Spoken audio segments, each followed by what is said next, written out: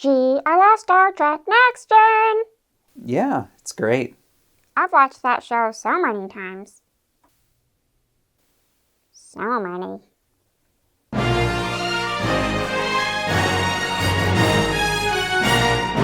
I want to welcome you to this video tour. We have with us here an original screen-used Tasha Yar TNG jumpsuit from Season 1. Oh. In fact, it's been matched to some of the earliest episodes of the show, so it's one of the oldest original TNG uniforms, a very rare and special piece. I want to thank the owner of this costume, Angelo Cafaldi, for letting us examine it and make this video for you. Thanks, Angelo. I also want to thank my coffee supporters. If you want to learn more about the TNG jumpsuits, I've written an actual costume analysis, which you can read on my blog, www.StarTrekCostumeGuide.com. It's also available as a free PDF download. So, without further ado, let's take a look at this thing.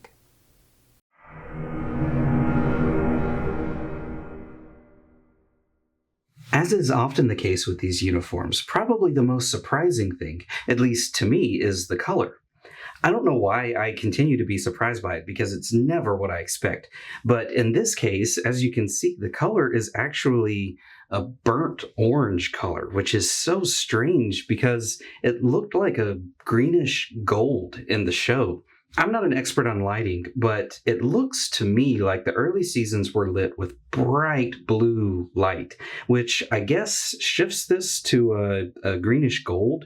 I mean, color correction is always an issue, in post-production, but I was stunned at the orange color. And if you look, her sleeves are actually a different color than the jumpsuit body. This is much more orange, and this is more of a gold, like you might expect. But I don't know why this is. I guess this uniform was made in a hurry, and the bolts of fabric just didn't match. I have no idea, but this was a shocker to me.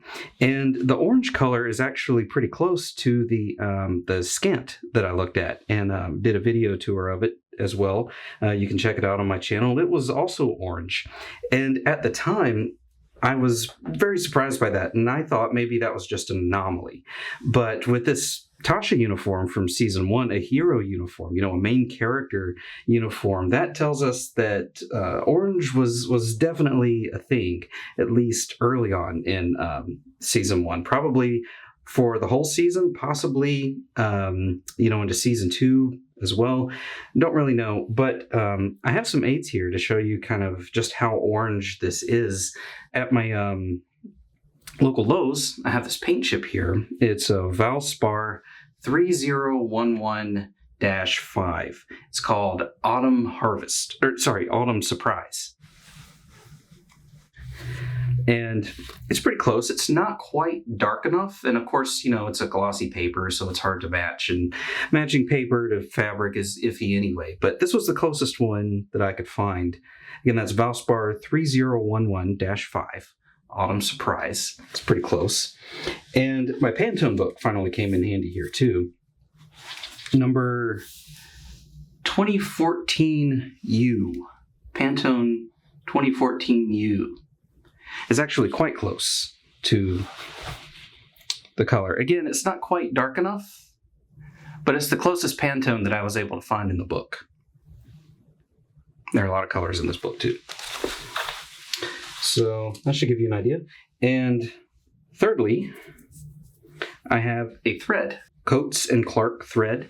It's color number S910. Looks like I87010. So probably at the store, if you just look at 7010, it's an all-purpose thread. I think it's actually called Cider is the name of the thread. And it's pretty close to the color of the jumpsuit. Of the body, anyway. Not the sleeves. Again, those are a different color. But it's pretty close. Again, not quite dark enough, but you could probably get away with sewing with that. So you can see there, it's pretty close match. Actually, let me zoom in for you. Put that back down there. So there's that Coates and Clark 7010 Cider.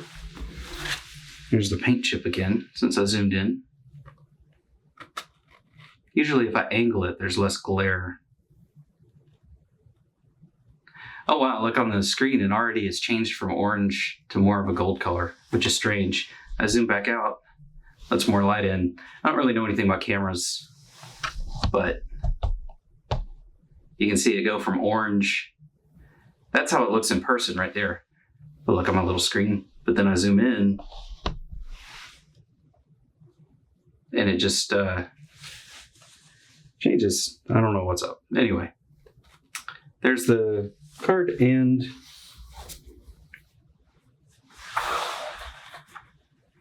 the Pantone. I have some photos of this on the blog. I don't know how it's going to look on the video, but that'll at least give you an idea of what the actual color is. For the body, again, the sleeves, just look how different that is. It's wild. I would expect this from different uniforms. You know, two different jumpsuits. One might be this color, one might be that color, but not on the same uniform.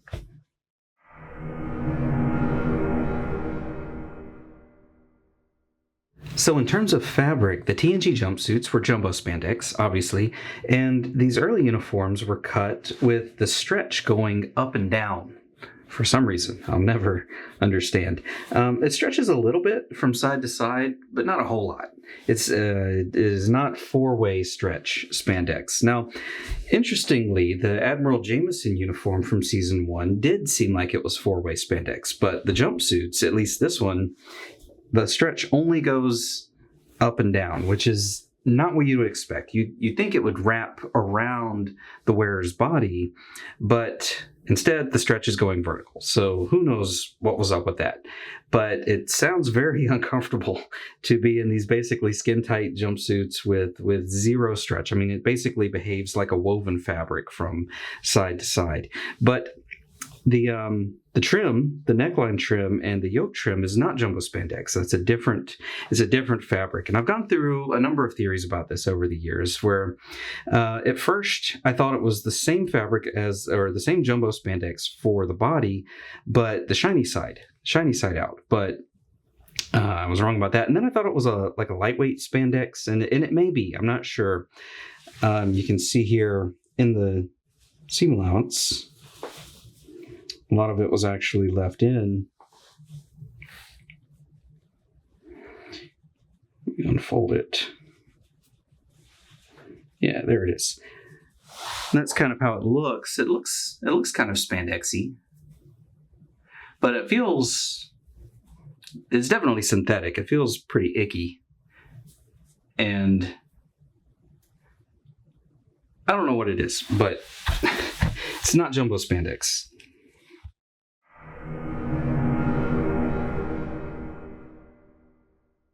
The neckline trim is 3/16 of an inch because William R. Tice. Same with the yoke trim, 3/16 of an inch. It kind of warbles around a little bit. Sometimes it's as little as 1/8 of an inch. Like I don't know if you can see out here. It's a little thinner. I mean, I don't think that's intentional.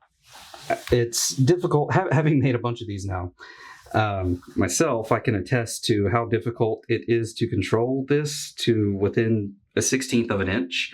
And it can be pretty challenging. And I have the luxury of time when I make replicas, because I'm not under the TV grind and don't have to have 7 of these to film on Monday or whatever. So I think it just kind of got sewn in there, and it's supposed to be 3/16 of an inch wide. Something else you might have noticed is how the yoke piping doesn't quite line up at the center front. You can see it's offset a little bit. Again, I don't think this is intentional. I think, having made quite a few of these myself now, I can personally attest to how difficult it is to control this area at the center front and keep those dimensions exactly what you wanted them to be. Even if you cut it so it's just like 1/8 of an inch or 3/16 or 1/4 inch, whatever you want. You remember the actual yoke dimensions varied there. Well, I think some of that was probably intentional, and some of that was just the yoke stretching out of shape with the jumbo spandex, especially since it stretches up and down like this while you're making it. Even if you have just a tiny little bit of black on each side of that yoke trim, when you go to attach the zipper and turn this under, hooks and eyes, or sew the upper yoke to the lower yoke with the yoke piping sandwiched in between, this stretches out quite a bit. So it's not the end of the world if it stretches out if both sides stretch equally.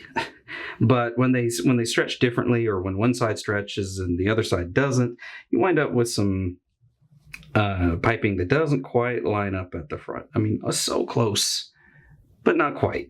And this particular mismatch was helpful in identifying when this uniform was used, and it's actually been matched to some of the earliest episodes in the show, which is pretty cool. This is actually one of the oldest TNG uniforms. Very cool that it has this distinctive thing that helps us know when exactly it was used.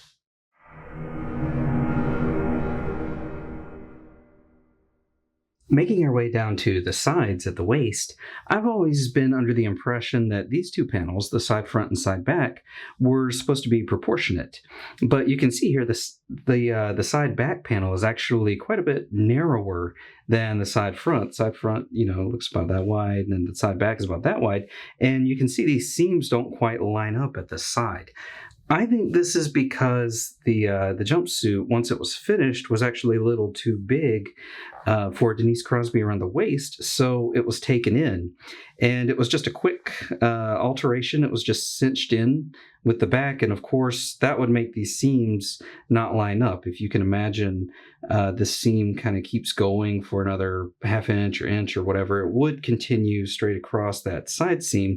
But this was just a quick and dirty alteration. They just needed the waist taken in and took it in from the back only for some reason, not so much the front. If it was such a quick and dirty alteration, I would have just taken in the side seam, completely, and taken in both of these panels equally. But maybe it was too loose across the back and not the front. Who knows? But that's what I think happened. I think the waist was taken in after it was already made. And if you look inside, you can see there's a little more seam allowance in there too. So that's probably what happened. But the other side, the seams are even farther off. You can see these seams are nowhere near aligned right here. And again, the front and back panels are fairly proportionate up here, but then look how the back one gets so much smaller down towards the waist, and these seams don't line up. So again, I think the waist was taken in, and they just didn't have time to redraw these seam lines, where if it were me and I had the time, I would undo these seams and sew these two pieces together and just shift that seam line down. So what is that difference? Maybe half an inch? Yeah, about half an inch off. I would make this seam line go a quarter inch lower and this one go a quarter inch higher, and then they would meet across the seam. But that takes time and precision and calculation, and they probably just didn't have time to do that because they had to film in, like 3 hours, it's 5 a.m, and they got to do it. She has to wear this a day. Who knows? TV grind can be brutal. So, and I just thought that was interesting that the seams didn't quite align. It looks like it was taken in at the waist.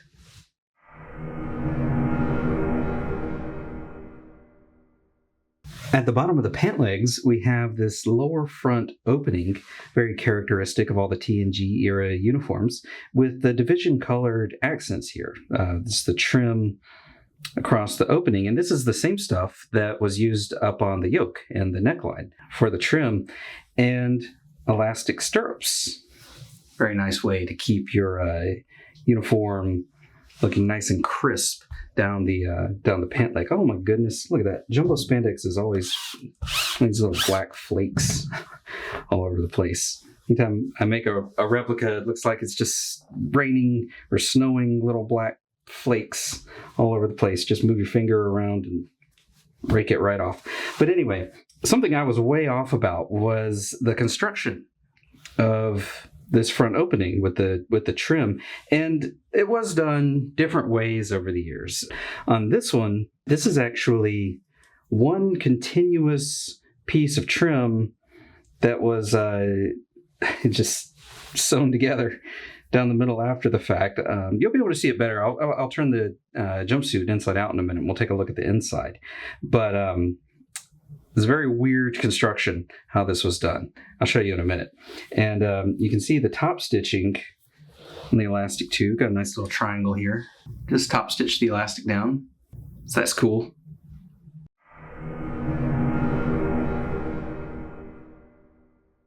As you're probably aware, these jumpsuits zip up the front, and there's a hidden closure at the top where the zipper is left hanging free. So I'll just demonstrate it real quick for you. So, first step, let me zoom in. Oh, gotta reach around the tripod. So the first step is to undo these hook and eye closures at the top. See, there are 2 of them right there. And like I said, the top of the zipper, invisible zipper, was left hanging free. So with those done, there we go. Just unzip it. And if you look here at the zipper tape, here at the top, that extra little bit on the top of the zippers that you usually see was just turned under and tacked down. Pretty fast and effective way to get that out of the way. Then there are our 2 hook and eye closures on each side. It's interesting that there are 2 larger ones on here, but if you remember with the Dr. Pulaski uniform, with her medical smock, there were 3 smaller ones. So maybe the 3 work better. It looked like the 2 worked fine here, but whichever way you want to do it, if you're making a replica, obviously should work fine. But you can see here the front seam allowance was tacked under to hold those hook and eye closures in place. And the neckline trim was catch stitched around the bottom. Although curiously, just like with the skint that we looked at, it was done in gold thread, which is just strange. You'd think it would be done in black thread since you're taking a little pinch out of a black fabric. And ideally with catch stitching, you never see the stitching on the right side. It's kind of a fancy stitch like that. But there's always the minor risk that you will, and you want to use a thread color that's matching the fabric that you're sewing it to. I don't know why, because with the gold thread, you risk seeing little gold pinpricks along here. But I don't know why it was done in gold, but it was. So there it is.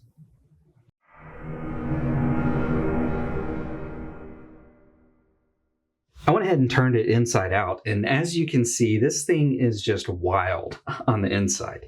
Par for the course with William Wear Tice. Again, I don't know why it continues to surprise me, but the longer you look at this, the weirder it gets. So up here, we have these seam allowances tacked down. The front zipper seam allowance, you can see it's been tacked onto the yoke body seam allowance here. And these seam allowances are open. But as we go, you can see the seam allowance just flips. It just changes directions as we get to the arm's eye. And it's completely sewn in the other direction by the end. So it's going down here, then up here. And then same with this seam allowance. It's actually, or up here, you can see it's supposed to go this direction. But then by the time we get down here, it is sewn in going this direction. So that one changes. And if we look at the waist here with the asymmetrical design here, these allowances are open.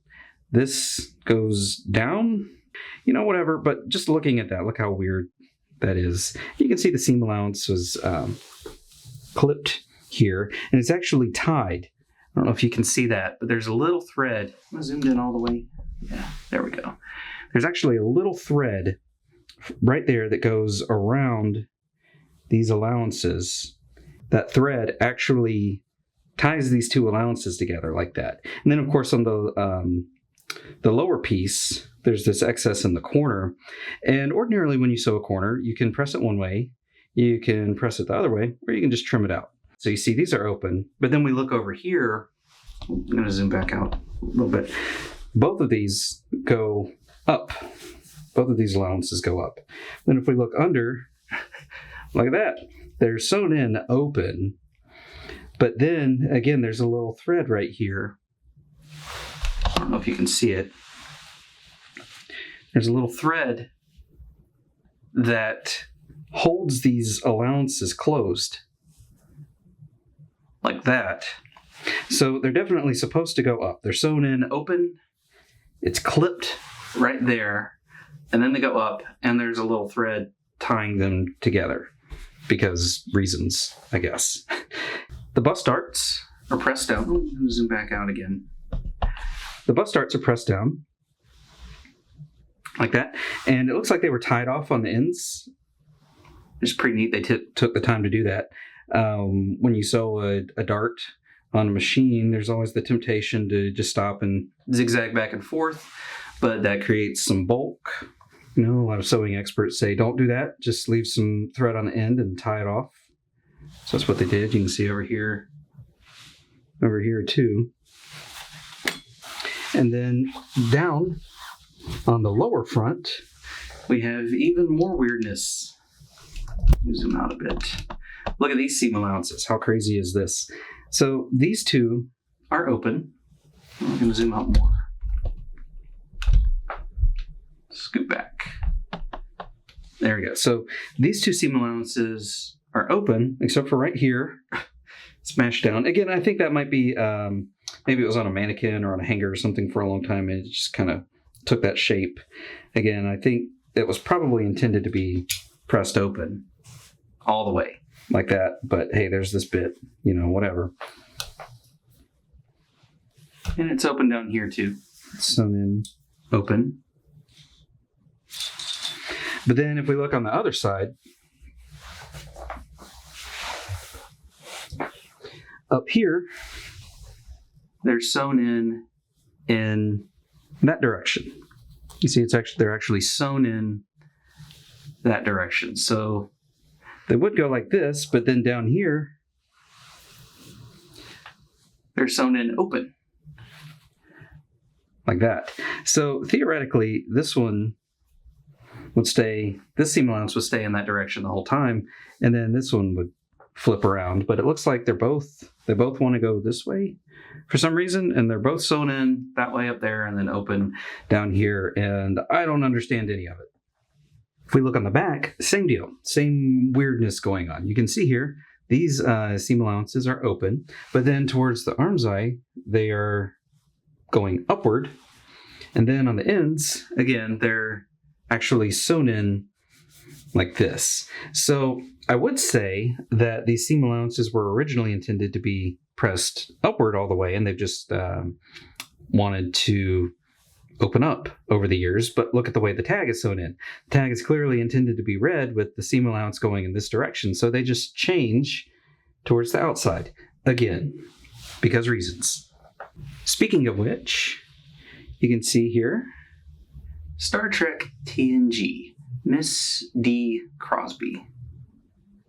And up here, there's another tag. It's white twill tape.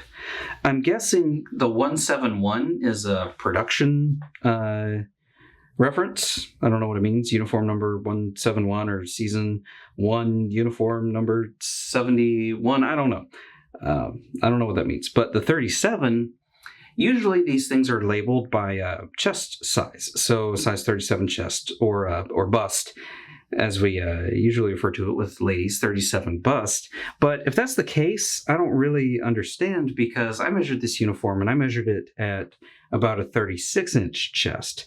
So I see three possibilities. One, this was made as a 37 and the chest was taken in to a 36 because a 37 was too big on her. Possibility number two, this is mislabeled. It should say 36 instead of 37. Or possibility number three, it was intentionally made with an inch of negative ease. So if you know what wearing ease is, usually when you have a garment, it's not skin tight, And there's what's called wearing ease. Usually it's anywhere from an inch to 3 or 4 inches for like a jacket, where it's cut so it fits. It's a little bit bigger than your body. And negative ease is when there's not only no wearing ease, wearing ease would be skin tight.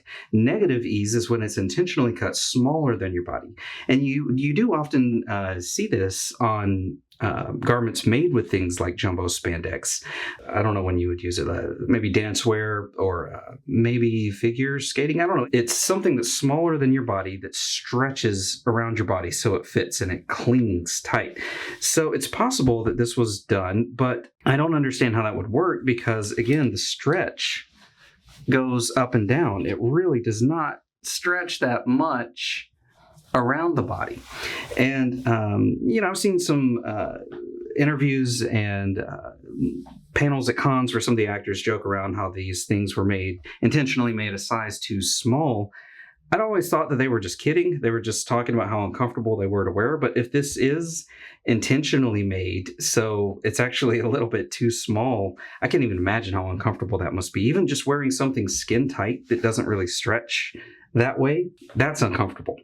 Something skin tight that does stretch that way is I can deal with it. But that's my third theory about what the 37 means. I don't know which is the case, but assuming 37 means 37 chest, I don't know what's up. Making our way down to the back waist, you can see the corner right here was sewn in a similar manner to the front. The lower seam allowance was clipped to the stitching like you would normally see when sewing a wedge shape. And this extra bit right here was not trimmed out. It looks like it was just pressed in that direction. Seam allowances were pressed open all the way, consistently for a change. And right here, it looks like these just want to poke up, but it looks like it was originally intended to be pressed open. But the force of all these layers being sewn in right here makes it want to poke up, and nobody wanted to take the time to tack it down. But it looks like they were actually pressed open all the way. So here's what I was talking about before with the lower pant leg, how weird this is. And I've rotated it around so it's this way, just so I can get in closer with the camera. But here's what the underside looks like. Most obviously, you can see that there's a facing. It's the same jumbo spandex. There's a facing, and it's catch stitched to the pant leg along the edges. It's a rather large facing too.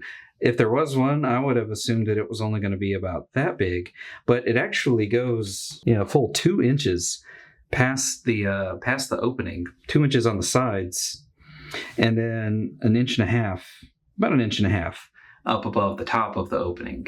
So it's a very large facing. And like I mentioned earlier, the trim is actually one continuous piece. You can see the folded edge. It goes up here. And then at the top, that's the key indicator right there. It goes up, and then it was folded around and goes back in the other direction, which is fine. But then you can see where it was sewn together at the top, or the 2 edges of the trim were, rather. This is the strange part. It was just folded like that, and then machine sewn like that to catch those 2 edges together. And then it looks like either a very narrow zigzag stitch, machine stitch, or a few loops of hand sewing around inside of that row of black machine stitching to really anchor that together. But yeah, just look at the top. I remember racking my brain trying to figure out, before I had seen the screen used uniform, racking my brain trying to figure out how this was done in the show. So that's pretty wild. And you can see the understitching on the facing too. It's that black stitching on the facing, right on each side. And like I showed you earlier, you can see the edges of the facing, while I have it up here zoomed in, were catch stitched to the underside of the pant leg. And this facing was just straight up sewn over a hem facing. The bottom of the pant leg was not turned up and hemmed. It's actually a separate piece of jumbo spandex. It's easier to see on the back. Cut on the bias for some reason. Jumbo spandex diagonally cut.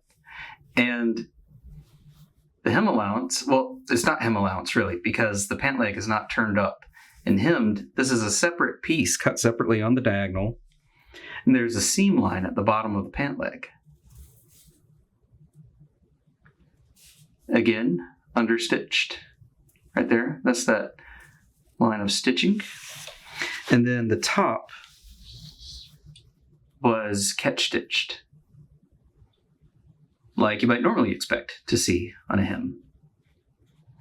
I mean, if you didn't want to blind hem it with a blind hem machine, if you wanted to do it by hand, or if you had to do it by hand. So we have one piece that goes from this edge of the lower front split to the inseam, all the way around the back. There's no seam on this side. So it's in two pieces on this side. Anyway, what I was getting at was this facing right here was just sewn over the hem facing. And the elastic, the raw end of the elastic, is not protected. It was just sewn down. Now I'm curious. Let's look at the other pant leg. See here. So there's a seam in this facing. Start here, go our way around. Aha! I knew I remembered seeing one. There is a seam on this side. So this hem facing is in three pieces. I knew I remembered seeing that. I didn't realize it was different on the two different pant legs, though. I don't know why it would be, but there it is. Here's another weird thing. Even though the pant legs had a separate sewn-on hem facing, the sleeves did not. The bottom of the sleeve was just turned up and hemmed, like you would normally expect to see. And there's the same catch stitching to hold that hem in place. There's a little tag here, or what's left of a tag. Looks like it was cut off. I imagine that this is from when the uniform was sold and not something for production use, but you never know. The reason that I think that there was a hem facing down on the pant leg and not on the sleeve is probably because of the length. I think, now this is just my theory, I think that standard procedure would have been to just have a hem allowance at the bottom like this, but the problem is at the bottom, if you don't have enough fabric, you can't really turn up just a tiny little bit of hem allowance. I mean, you can turn it up and stitch it down, but it's definitely better to have a bit of hem allowance in there. And if you don't have the fabric to work with, your only other option is to extend it. And to do that, you would need to sew on a piece. So if this is where you want it to be hemmed and you don't have enough fabric, you would sew on that extra hem facing right here and then turn it up along the stitch line. And then you magically have enough fabric. But the trade-off is that you have a seam along the bottom of the pant leg now, and there's obviously not a lot you can do with that in terms of altering it later. Unless you want to shorten it. But again, I think it was just a matter of hem allowance. Wow, the inside looked really weird. Yep. William R. Tice was one of a kind. I guess it's easier to come up with these wacky designs when you don't know how to sew and it's up to other people to figure out how to actually make them. I'd want his job. Could be fun. Anyway, for those of you who do know how to sew, I have a special treat for you. Ooh, ice cream? No. I patterned this... Cheesecake? No. It's downloadable. A recipe for cheesecake? Nope. I patterned this uniform using a technique that I learned in this book, 101 Sewing Secrets, that they call the rub-off technique. You gross, what? Not like that. You use another layer of fabric and you trace the seam lines. Anyway, I'm putting the pattern that I extrapolated from this uniform up on my blog where you can download it for free. Okay. Yeah, so you can give it a go if you want. Now, these are large format engineering prints, so unless you have a large format printer, you'll need to use the poster function in Adobe Reader. Or you could just take it to your local copy and print shop and have them print it for you.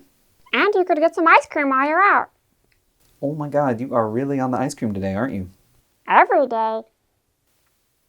You can eat it while watching TNG. But not season 1. Some people like it. Okay. Anyway, if you enjoyed this video, if you found it interesting or helpful and would like to see more like it, please support my costume research on Ko-fi. Thanks for watching and subscribe to my channel for more costume videos and sewing tutorials.